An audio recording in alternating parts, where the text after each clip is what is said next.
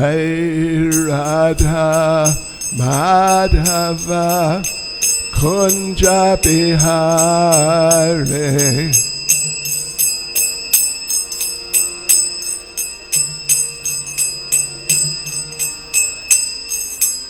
Jai Radha Madhava Kunja Bihari.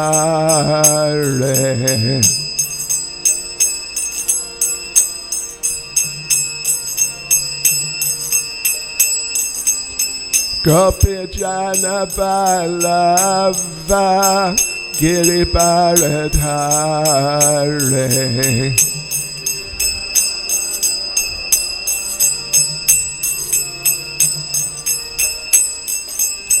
Gopi Jana Vallabha Giribaradhare.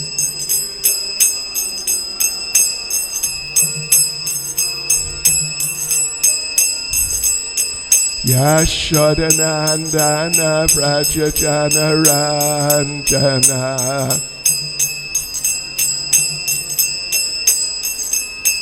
Yashodanandana Vrajajana Ranjana.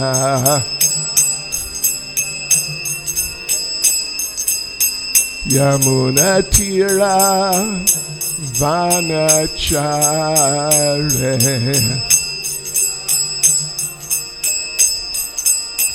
Yamuna Tira Vanachare.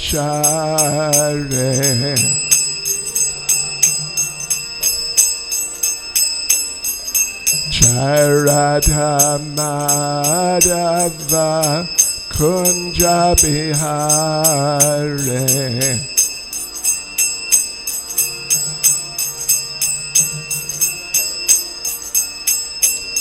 Jai Radha Madhava Kunja Bihari.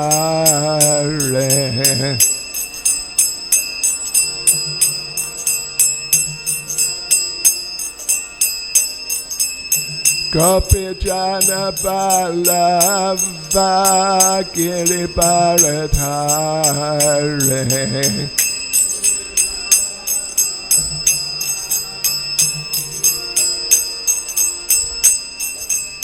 Gopi Jana Vallabha Giribaradhare.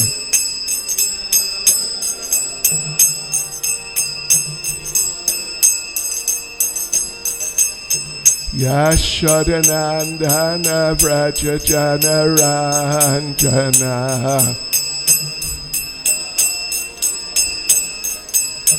Yashodanandana Vrajajana Ranjana.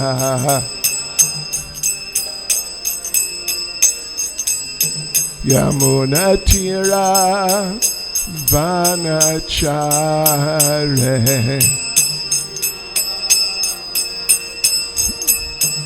Yamuna Tira Vanachare.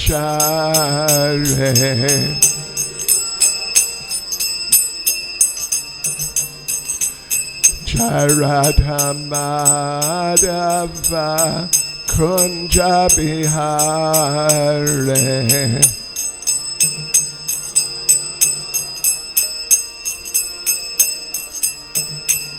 Jai Radha Madhava Kunja Bihari.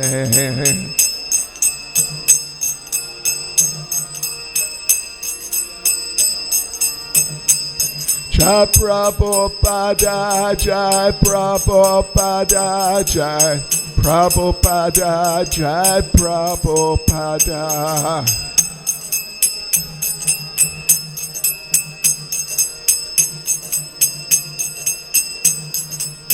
Jai Prabhupada, Jai Prabhupada, Prabhupada, Jai Prabhupada.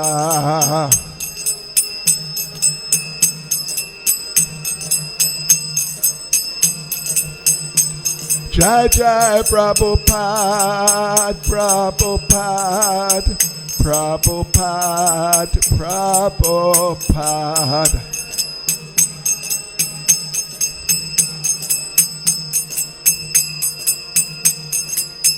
Jai Jai Prabhupada, Prabhupada, Prabhupada, Prabhupada.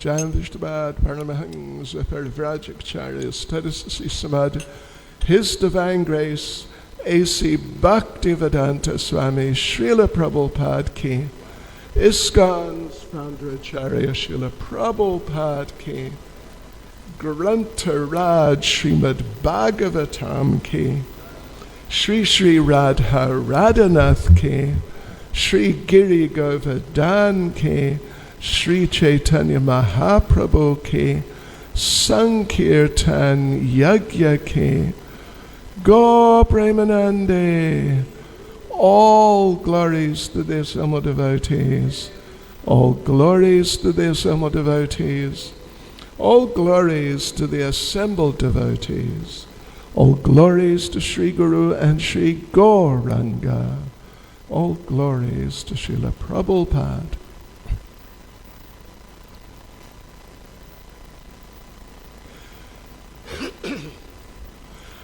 Om Namo Bhagavate Vasudevaya.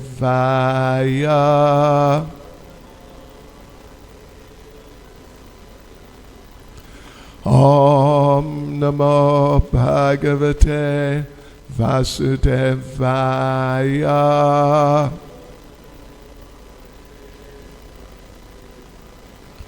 Om Namo Bhagavate Vasudevaya.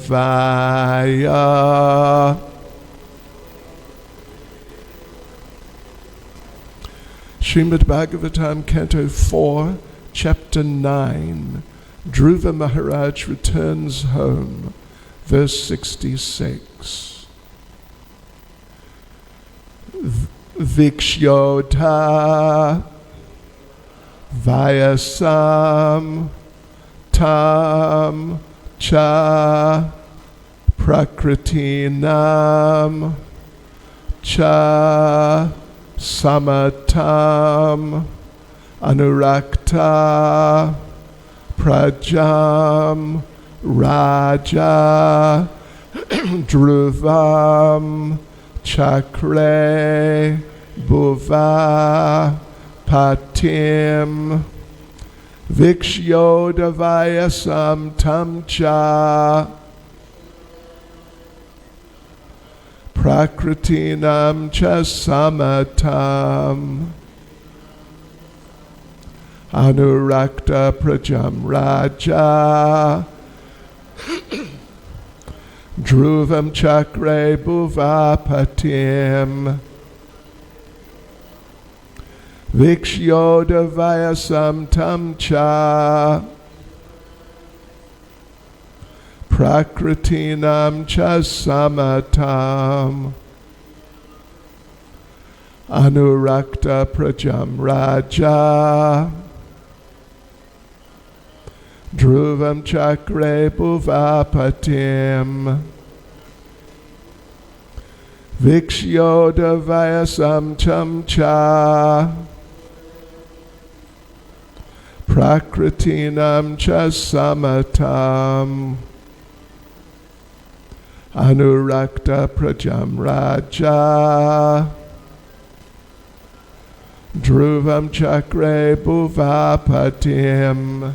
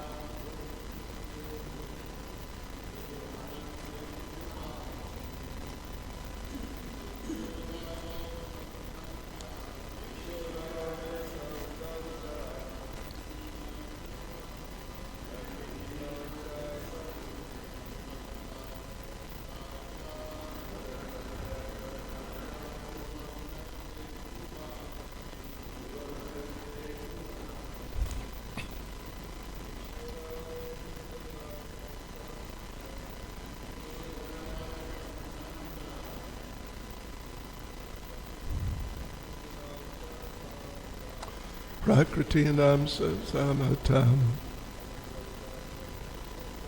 Anurakta prajam raja Dhruvam chakre bhuvapatim. Ladies,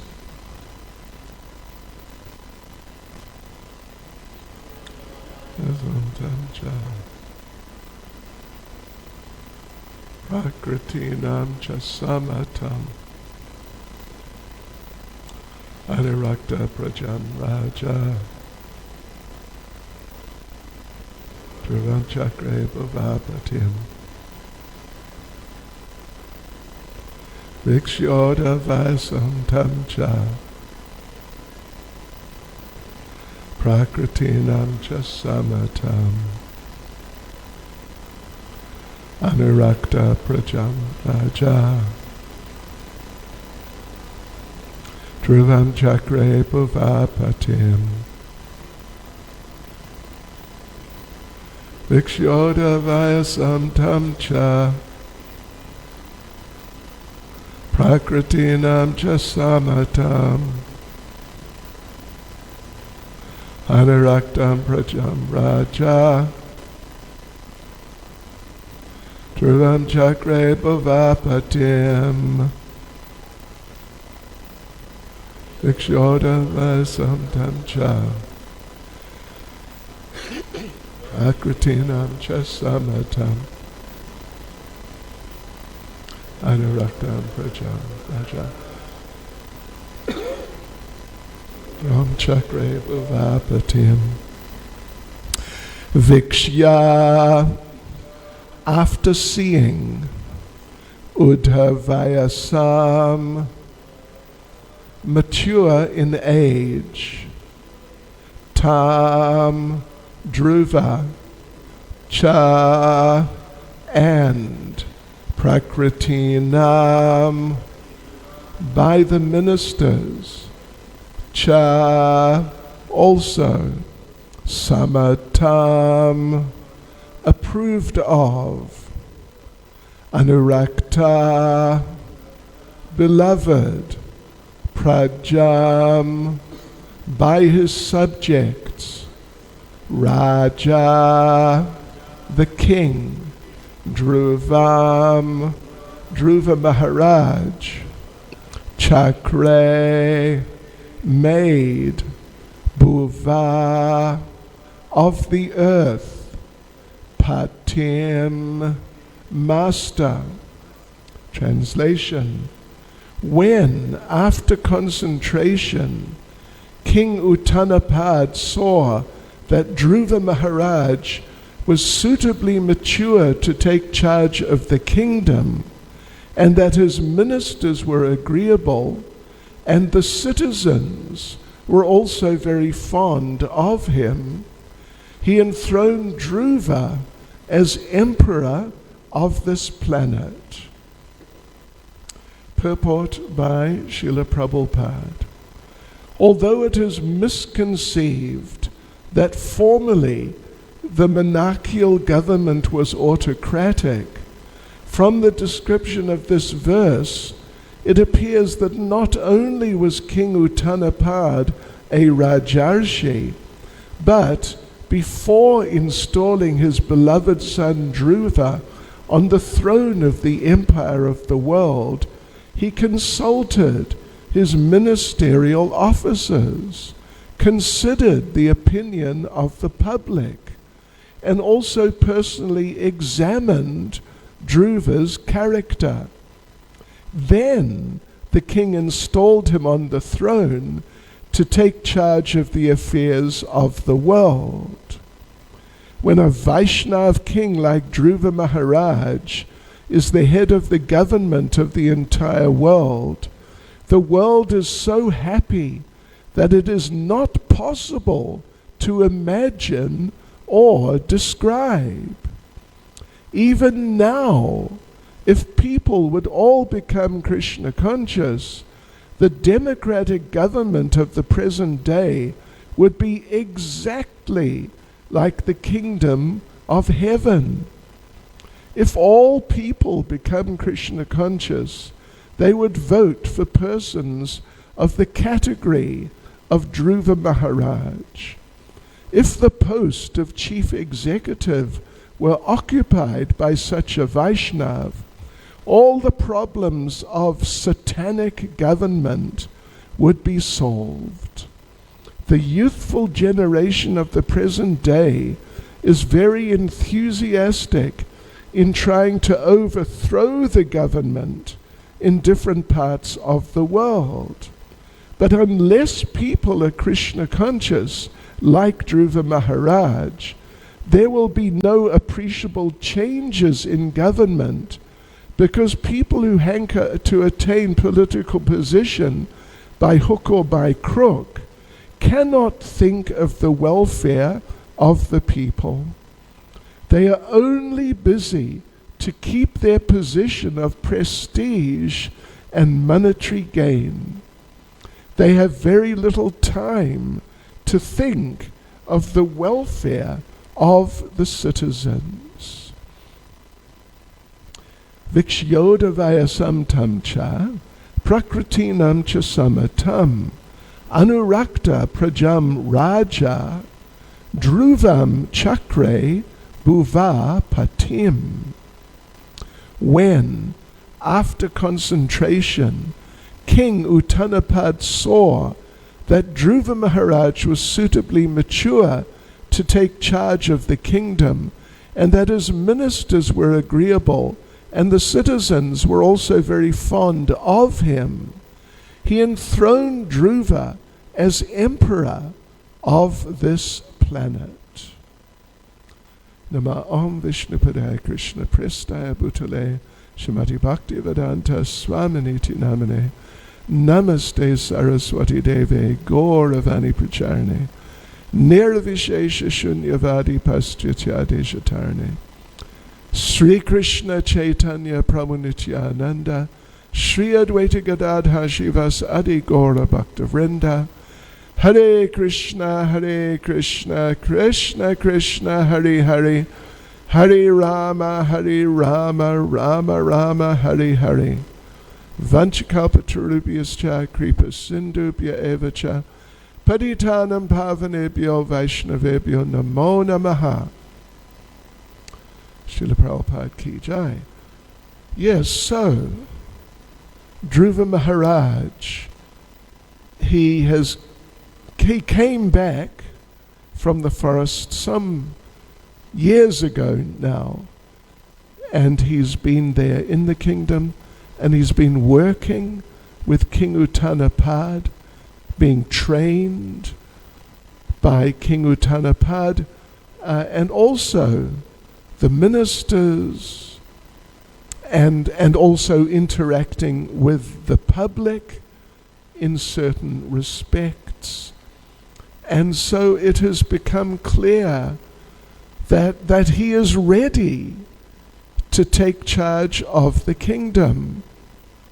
And the Vedic system was, at least in many cases, as soon as the generally oldest son was ready enough, then his father, the current king, would hand over, and the king would not, hang on and on and on, which is the practice generally these days. I mean, there are different practices, but that's one of the common ones. Because there's some being in charge of a country, what to speak of the whole planet, but even just some country, there's great advantage for the person who's ruling. At the very least, they get a lot of glorification and appreciation, sincere or otherwise, but they get a lot. And that is something.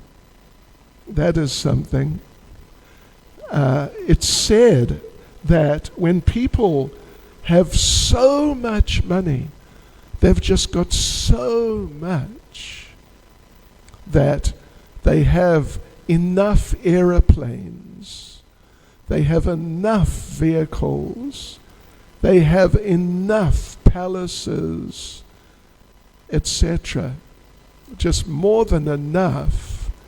Then what can they do with their money which will give them something? They'll feel they're getting some value from their money.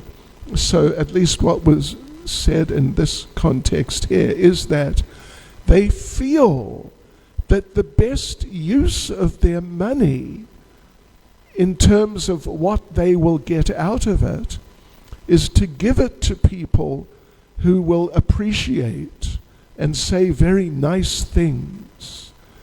And the happiness they get out of hearing the nice things, they feel that even if they invested $1 million or some millions, they'll feel it was a good investment because we got. How could we have got more pleasure? Buy another motor car? They've already got, like one of them a while ago had 93 Rolls Royces, among others. And so what else are you going to do? Krishna, Krishna. So, but the Vedic system is different, that the adults, the educated people, they understand that even though we've got responsibilities, generally it was like that, the majority were householders, in this case Kshatriyas, others were Vaishyas, and Brahmins were there, of course.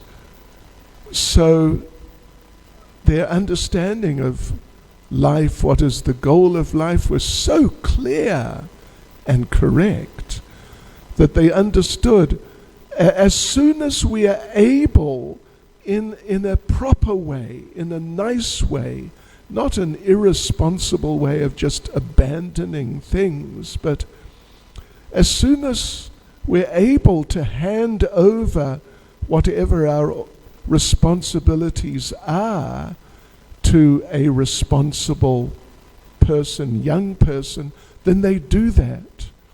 And then come out and focus completely in Krishna consciousness, on their personal cultivation of Krishna consciousness, and also spreading Krishna consciousness.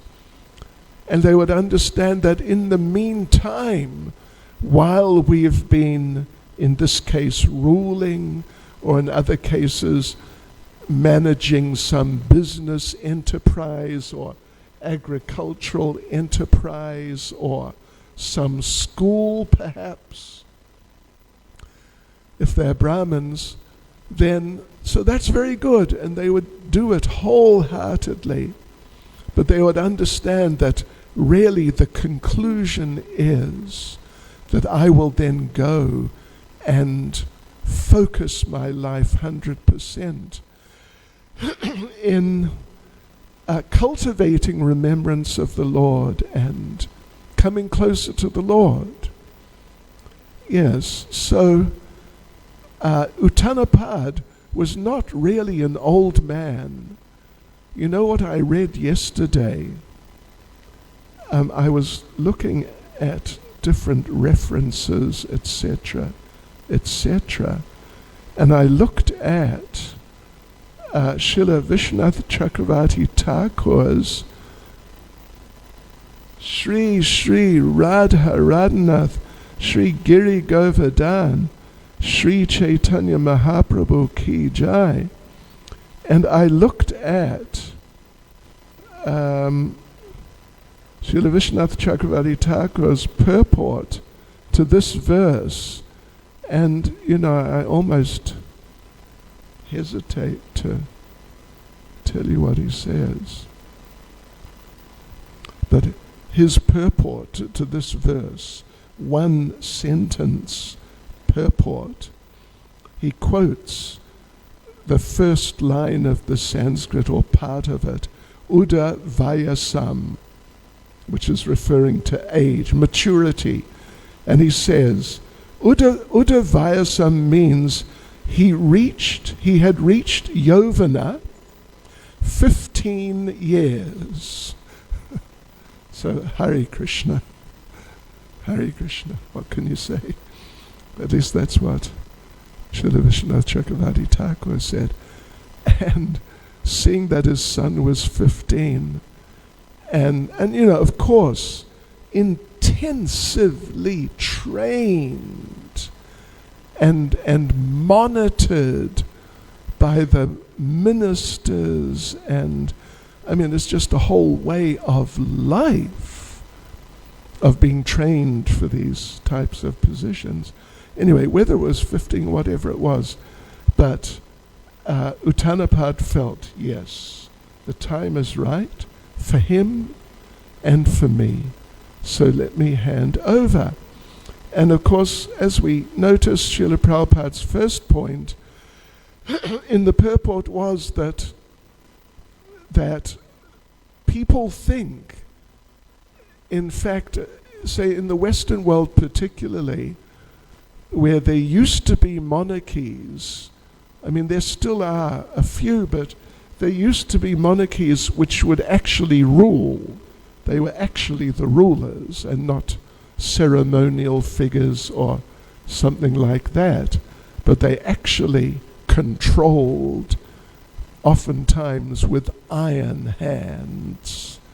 They controlled the goings on in the kingdom, and the history was such that there's the famous saying which Prabhupada also referred to on a few occasions: power corrupts, and absolute power corrupts absolutely. So that's what happened.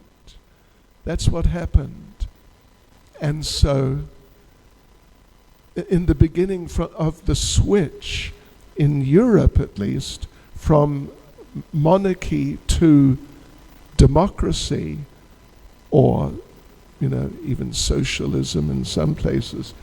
But in the beginning, there were revolutions, and the kings and queens got kicked out and killed in many cases. But later on, like in England, being very, anyway, it's a joke, cultured, but they did sort of kick them out, but then let them in, and then let them sort of carry on. And in businesses, I've seen in Indian businesses sometimes, the father has reached the age he just can't handle it any longer, and the sons are running it, but they give him a special office on top, and it's called kicking the person upstairs. And they present reports to them, and this is what's happening and that's what's happening. But actually he's just an old man, and he doesn't. But they sort of patronize him, flatter him like that. So, but there is this idea, particularly from, if you look at European history, of how monarchical governments were autocratic and vicious, actually, and just ruthless in maintaining absolute control. And that's sort of, in many people's minds, that's the idea they have of at least the old, when the kings and queens, they really used to rule, that they just decided everything. They decided everything. And anyone who said anything in opposition, or even in anything other than complete support, in so many cases, would be taken to be a traitor and executed. or at the very least sort of exiled to some place where they couldn't do anything. But here we see that the Vedic tradition, truly speaking, as like an authentic and authorized and very intelligently organized and put together and conducted monarchical government, that things were done, even though there was a king and the king was the king, but things were done in extremely responsible ways. It was not just him just ordering everything and everyone around. So, the first point was that the Kshatriya children, particularly in the actual royal family, the Kshatriya boys were trained from like when they were little children. They were trained in being Kshatriyas and being rulers. They were trained and trained and trained like 7 days a week, and it was just a major program of training.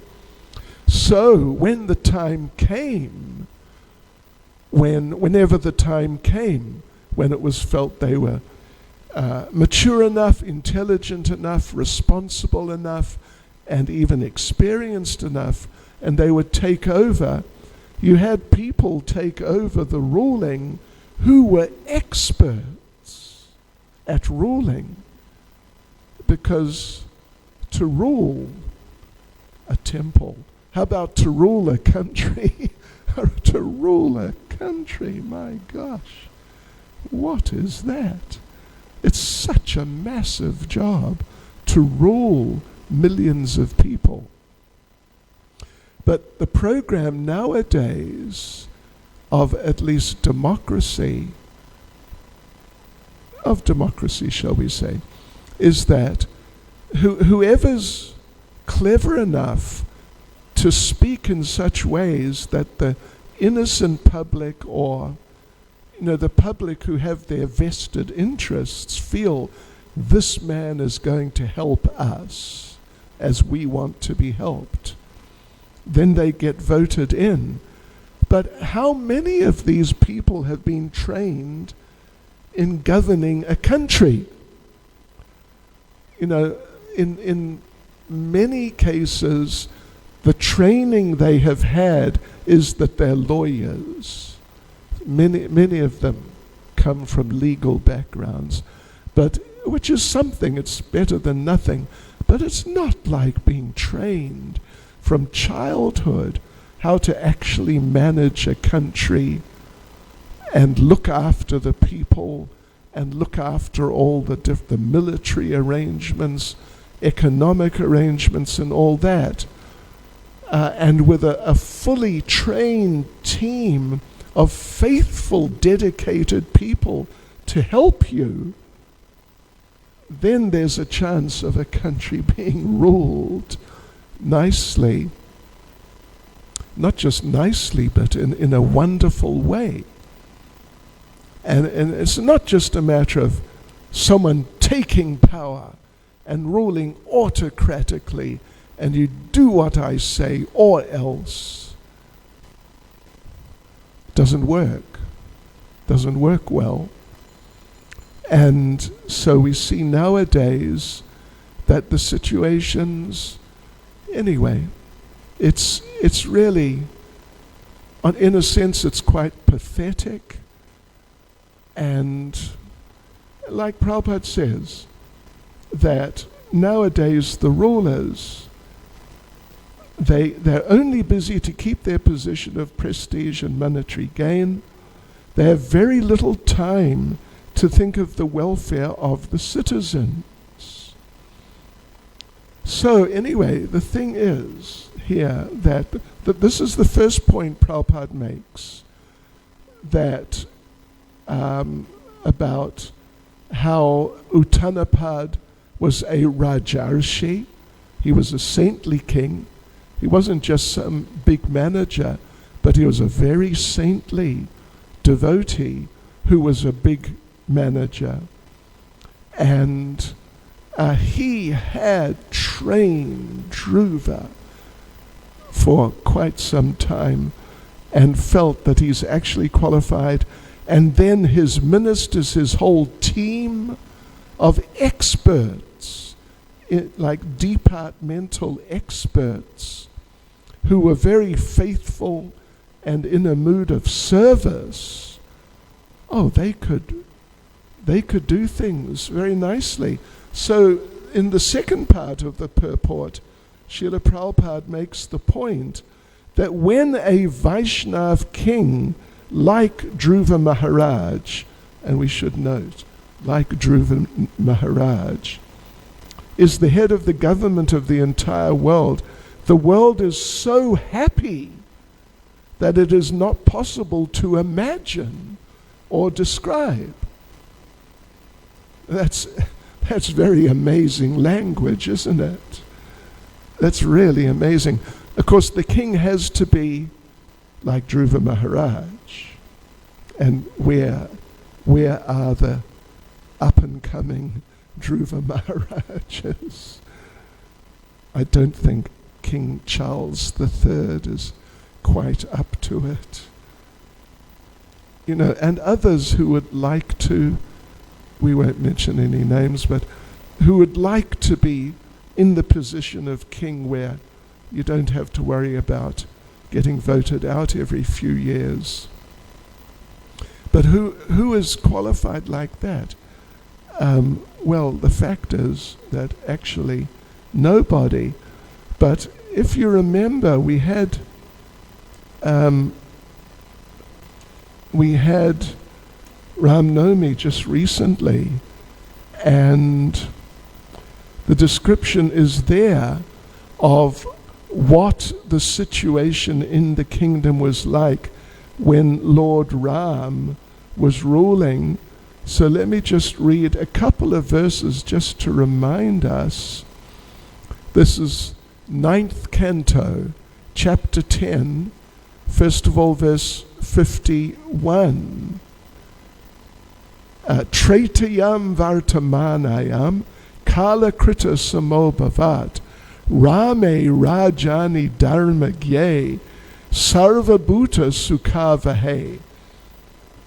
Lord Ramachandra became king during Treta Yuga, but because of his good government, the age was like Satya Yuga. Everyone was religious and completely happy. O Maharaj Parikshit, best of the Bharat dynasty, during the reign of Lord Ramachandra, the forests, the rivers, the hills and mountains, the states, the 7 islands, and the 7 seas were all favorable in supplying the necessities of life for all living beings. When Lord Ramachandra, the Supreme Personality of Godhead, was the king of this world, all bodily and mental suffering, disease, old age, bereavement, lamentation, distress, fear, and fatigue were completely absent. There was even no death for those who did not want it.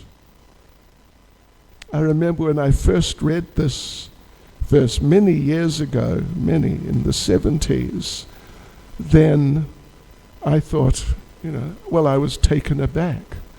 It really sounded astonishing. Then I read the purport. Let me just read the purport. It's a short purport. All these facilities existed because of Lord Ramachandra's presence as the king of the entire world. A similar situation could be introduced immediately, even in this age called Kali, the worst of all ages. It is said, Kali Kale, Nama Rupe, Krishna Avatar. Krishna descends in this Kali Yuga in the form of his holy name. Hare Krishna. Okay, it's Hare Krishna, Krishna Krishna, Hare Hare, Hare Rama, Rama Rama, Hare Hare. Although Srila Prabhupada just says Hare Krishna, Hare Rama. If we chant offenselessly, Ram and Krishna are still present in this age. The kingdom of Ram was immensely popular and beneficial. Wasn't just popular, and beneficial, and immensely beneficial. And the spreading of this Hare Krishna movement can immediately introduce a similar situation even in this Kali Yuga. You know, there's certain things which, at least for me, which Prabhupada says, which when I come across them, it makes me think that Prabhupada is just from another world. He's just from another dimension. He's just another type of person, I mean, in the sense of being divine. That, I mean, just we read here, if a devotee king like Dhruva could be head of the government of the world will be so happy that it's not possible to imagine or describe. Not possible for us to imagine, because we never saw anything like it. We never saw anything vaguely, even extremely vaguely like it. So how are we going to picture it? We have no sort of resources to picture from or describe it. But someone like Srila Prabhupada, transcendental personality, then for him such things, well, there's reality behind the words, and not just, nice feelings or philosophy, although there are many nice feelings and lots of philosophy, but there's reality behind the words, which people like him are living in. One devotee tells the story that Srila Prabhupada and he and I think one other were up on the roof of the Lotus building in Mayapur, and Srila Prabhupada was talking about how nice Mayapur is. They're up on the roof. In those days, we had no other buildings, and there was a number of temples around, but nothing very substantial. Otherwise, the Mayapur area is very green and luxuriant and just very sort of rich in natural terms. So Prabhupada was saying that, yes, Mayapur is so wonderful. It's just so wonderful. We want the world to come and see Mayapur and experience Mayapur. And then Prabhupada sort of changed the subject a little and said, but this world, this material world, is too much. It's terrible, it's horrible. And then Prabhupada, just according to this devotee who told us, who was there, Prabhupada said, I didn't want to come, but Krishna told me, you must come and the people need your books. And then Prabhupada said again, but I told Krishna, I don't want to come because it's not nice. But Krishna told me, no, you must come. They need your books. Anyway, Hare Krishna. This was told to us by someone we would consider a reliable source, old Prabhupada disciple. Yes, so when we read these types of statements from Srila Prabhupada, it gives me at least a sense of how he's in a higher consciousness and just in a higher place, where the reality, not just the possibility, that wouldn't it be nice, wouldn't it be nice if the government was nice? Not just like that, but the actual possibilities for society, for civilization, if or when Krishna consciousness really becomes established. If Krishna consciousness really becomes established, and sometimes what Prabhupada would emphasize or talk about, we must try to influence the influential people, like the government people, and that's there. But then at other times, Prabhupada would say that we must preach widely to the people in general. Because when the people in general, if they've read enough books, had enough experience of Krishna consciousness, and so many have become devotees, like really committed devotees, then of course the system of politics, of government now is democracy.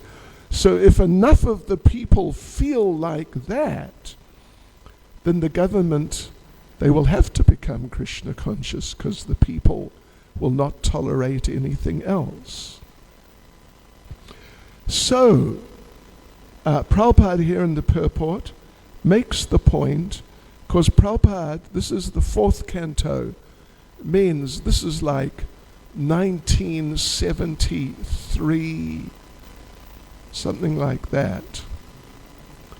And in America, particularly the Western world, there was a lot of, the youth were becoming very outspoken. Prabhupada says, the youthful generation of the present day is very enthusiastic in trying to overthrow the government in different parts of the world. But unless people are Krishna conscious like Dhruva Maharaj, there will be no appreciable changes in government.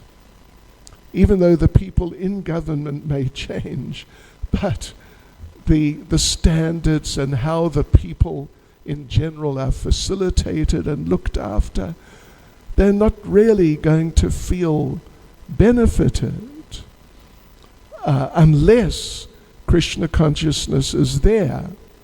Because conditioned consciousness means, particularly anyone who's conditioned, but particularly those who are deeply conditioned and deeply attached to material existence, that Prabhupada says, this type of government, they're only busy to keep their position of prestige and monetary gain.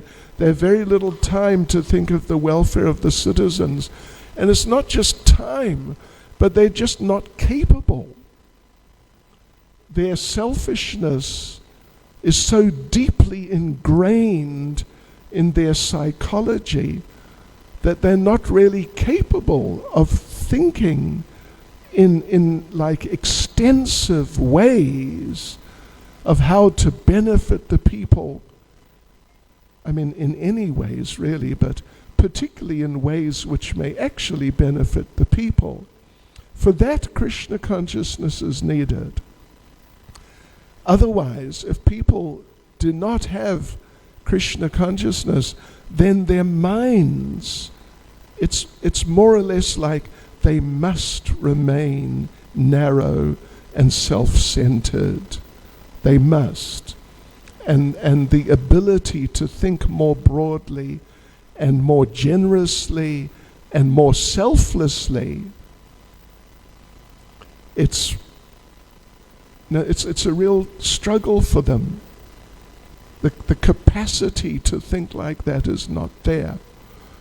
And therefore you go from one government to another, and it really doesn't help the people much, if at all, and it may even make things worse. So this is what is required, and this is what is required for us too, because we are meant to be members of the Sankirtan movement. Means that our main activity is to spread Krishna consciousness. The temple is here, and very important part of the program for presenting Krishna consciousness. But ultimately it's all meant to lead to us spreading Krishna consciousness, going out, getting out, meeting people, giving people Krishna consciousness. This will help us as a sadhana, to get out of our comfortable little situation and get out in the midst of what's going on in the world, and to give people Krishna consciousness. This will help us become conditioned by what sometimes, back in the old days I remember, would be called temple-itis.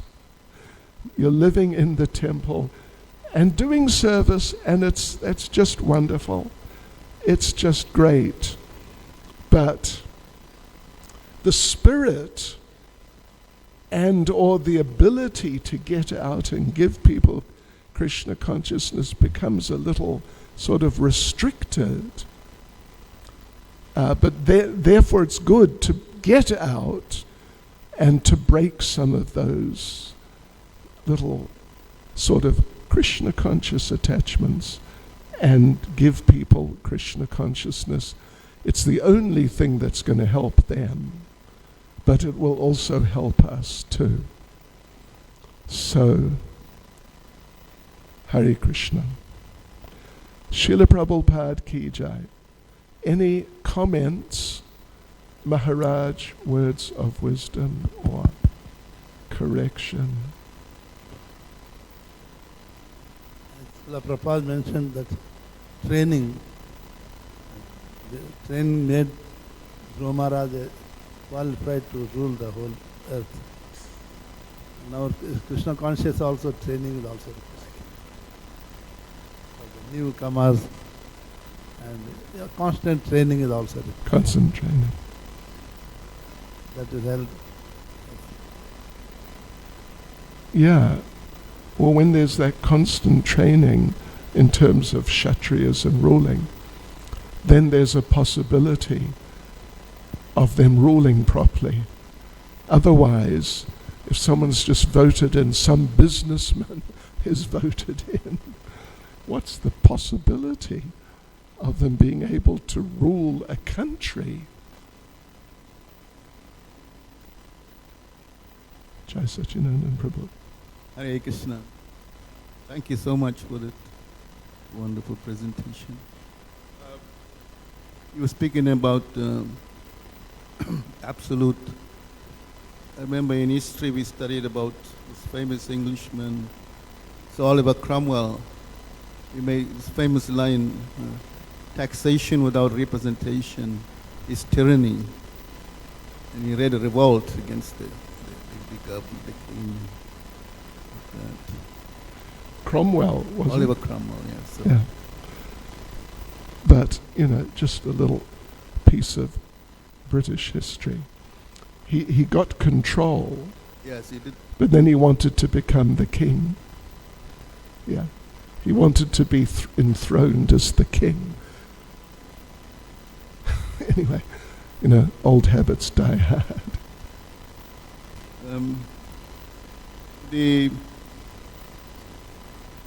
In the Varna ashram, system which was prevalent in the Vedic times. There was like the Brahmanas actually were the actual leaders. Right. And we see that there was one very bad king, King Vaina, and he was such a terrible king that the Brahmanas had to get rid of him, Right. put him away. And then they installed Maharaj Pretu, who was at that time he didn't feel he was qualified. Right. But then he became one of the most glorified kings of his time. Like in the role of Dhruva Maharaj, Sure. Lord Ramachandra, Maharaj Parikit in that caliber. Right. And it's interesting, yeah, Pretu he just was put on the throne, just on the spot. But the thing is, he is a Shaktyavesh avatar. And he has the particular, like, royal potency, that Shakti of the Lord. But otherwise, yeah, I mean, they were trained and trained and trained. Yeah. So they're like they're real professionals. Hare Krishna. Okay. Srila Prabhupada Ki.